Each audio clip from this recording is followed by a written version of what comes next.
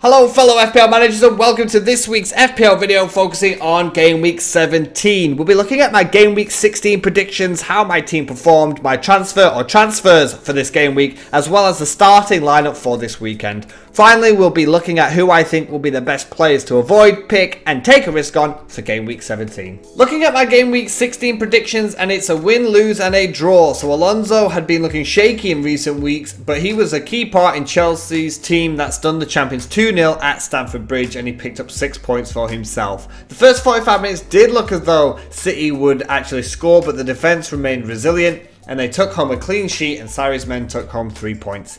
I'm putting Aubameyang down as a draw because even though he did pick up 5 points with an assist, obviously, which is good, I did put the armband on him this week, and I feel as though most managers felt that he was going to get a great score from this rather than just 5 points to continue his fine form. So it's not a win, but it's not really a loss either. Finally, my risk of the week, Richarlison bagged a goal and 7 points against his former side Watford during the 2-2 draw where Digne scored right at the death to earn the draw. As for my team, it was a much better performance overall, and I finished with 70 points from only 10 players on the pitch and 9 players actually getting any points. So Foster's penalty save got me 9 points against Everton. Alonso, as mentioned previously, got a clean sheet with 6, whereas an assist off an own goal and a clean sheet meant Robertson took home 11 points. And Wan-Bissaka came off the bench just as I thought he would to earn 1 point.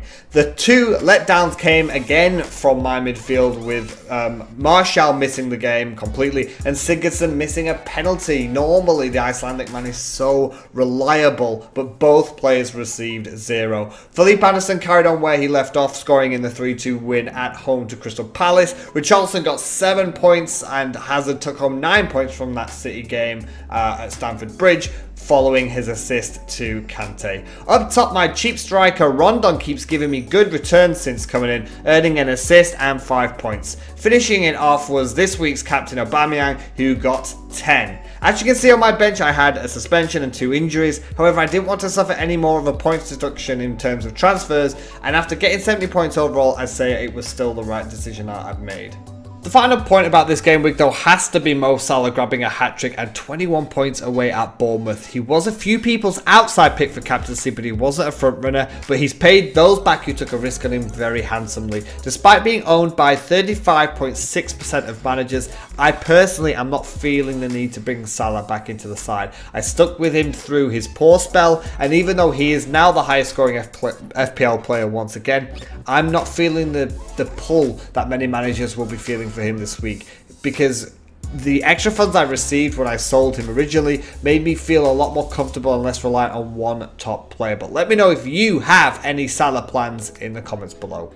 Looking at this week's transfers, and we have a -4 hit with Arnautovic and Sigurdsson heading out for Kamara and Son. Now, Arnautovic's transfer is pretty obvious with the Austrian out until the new year, while Sigurdsson leaves due to a tough run of fixtures for the Toffees. I didn't want to have 2 Everton midfielders and chose to stick with Richarlison over Sigurdsson, with price being the deciding factor there.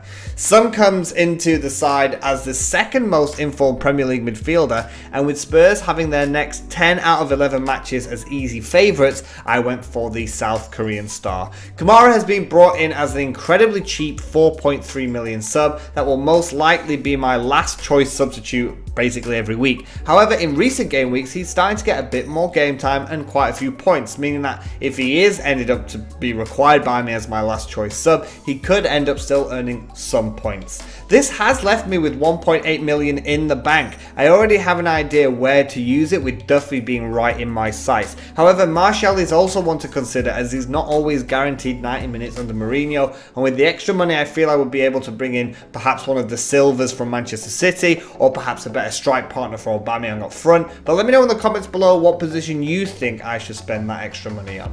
So the starting 11 for this game week means Foster will remain in goal at home to Cardiff. I had thought about changing the Watford man due to low points and form compared to other goalkeepers. However, Watford now have a favourable run of fixtures, and he just bagged me 9 points last game week. The back 3 seems the same hopeful lineup. Alonso back amongst the points in game week 16, travels to Brighton, whilst Robertson will be hoping to make an impact in that fierce home tie against Manchester United. the cloud that lingers over again is Kieran Trippier. A home tie to Burnley looks so good for Spurs, but if he doesn't make it again, I'll just be looking towards Wan-Bissaka to come off the bench and put in a good home performance against Leicester City.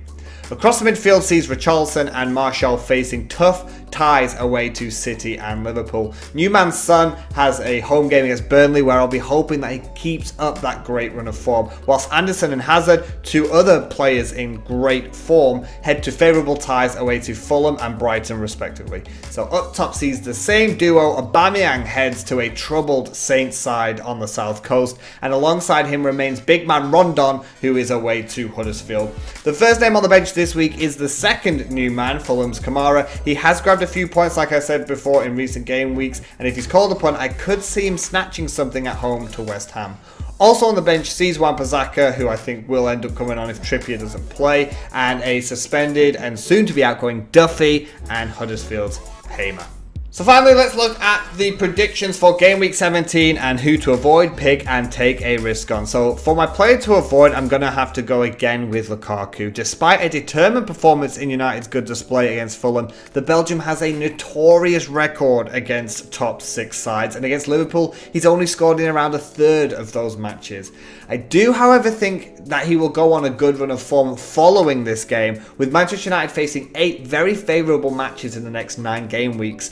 On a side note, I was actually thinking of having Sane as my player to avoid this week. He was hauled off early during Manchester City's defeat against Chelsea, and he did play a hand in Chelsea's first goal. And Pep Guardiola can be brutal at times. We all know Pep Bingo, but sometimes he will leave players out for small mistakes that costs Man City goals. And if you've ever managed to watch the behind the scenes series from Manchester City, All or Nothing, you'll know why I'm thinking Sane might not be there for Game Week 17. My player pick of the week again is going to be Aubameyang. Now, I think Spurs will do well at home to Burnley, and pretty much most FPL managers would always back Liverpool and City players to grab points too. But with the top sides having the Champions League knockout games coming up this midweek, I can see a lot of player rotations happening over the fixture-heavy Christmas period, and this could be the time for Arsenal to sneak into that top 4 by constantly playing their strongest side at all times.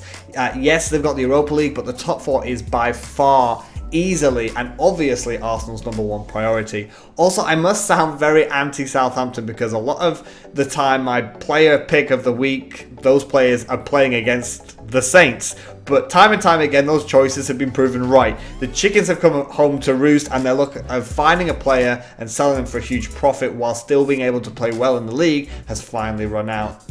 This week's player to take a risk on is really, genuinely an outside risk for Game Week 17 because I'm going to go with Andy Carroll. The target man is finally back in action after another long layoff, and he featured for 45 minutes against Crystal Palace in Game Week 16. I can see him starting the game due to Arnautovic obviously being injured, and Lucas Perez himself took a knock. And at 5.4 million, he's a cheap option to have at least on the bench. And maybe people will prefer to look at Hernandez, but after seeing a lot of social media posts from actual West Ham fans, it feels as though they themselves would prefer to see Andy Carroll playing over Hernandez or Lucas Perez. Whichever West Ham attacking player you choose from, however, should they actually play, I would be looking for them to score some points away to Fulham, purely because of Fulham's woeful record of conceding goals. They've let in 40 goals in just 16 games, and they failed to keep a clean sheet all season. If I remember rightly, I think they're the only team in England not to keep a clean sheet so far this season, but don't quote me on that. This could be the game where the Tinkerman sorts out his side, but either way, I'll certainly be looking to my very own Felipe Anderson to be scoring a fair few points at Craven Cottage in Game Week 17. So that's it for this look at Game Week 17. I hope you enjoyed the video, and if you did, maybe leave a like and subscribe. Also, in the comments below, let me know which player has been your biggest disappointment of the season so far. Who has constantly dashed your dreams of a great game week on more than one occasion? Thanks again, and good luck this week, and as always, have a good one.